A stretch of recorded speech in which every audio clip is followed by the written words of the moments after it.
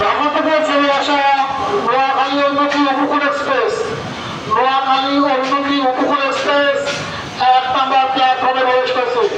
নোয়াখালী ঐমুখী উপকূল এক্সপ্রেস, নোয়াখালী ঐমুখী উপকূল এক্সপ্রেস 1 নম্বর প্ল্যাটফর্মে প্রবেশ করেছে।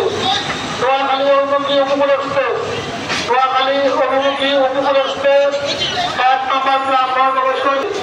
নোয়াখালী ঐমুখী উপকূল এক্সপ্রেস, নোয়াখালী ঐমুখী উপকূল এক্সপ্রেস 1 নম্বর প্ল্যাটফর্মে প্রবেশ করেছে।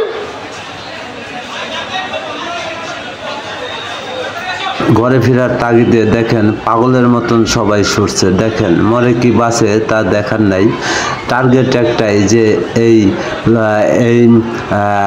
ট্রেনে উঠতে হবে। আর এই ট্রেনে যদি না উঠতে পারি তাহলে আজকে বাড়ি যেতে পারবো না।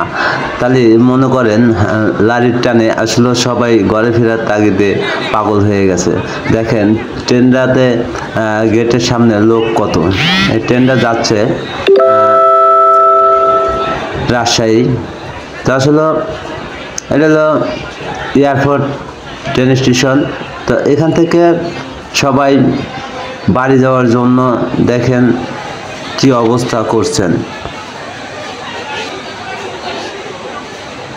কথা একটাই, যত কষ্টই হোক না কেন, যত ঝড় তুফানি আসুক না কেন, বাড়ি যাইতে হবে।